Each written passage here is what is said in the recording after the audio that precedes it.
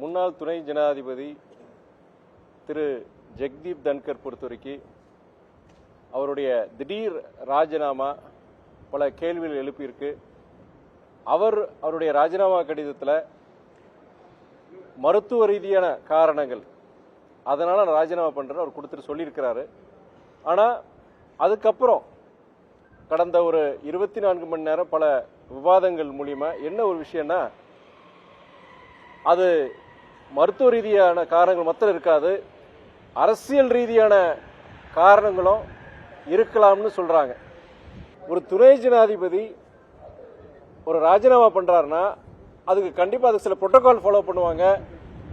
உதாரணம் அதுக்குண்டான அறிவிப்புகள் வரும். உங்களுக்கு எதுவுமே இல்லாம அன்னைக்கு மத்தியானம் வரைக்கும் எதுவுமே இல்லாம திடீர்னு அதுக்கப்புறம் ஏதோ நிகழ்வுகள் நடந்து அதனால அவரை ராஜினாமா செஞ்சிருக்கலாம்னு சொல்லி தகவல் வருது.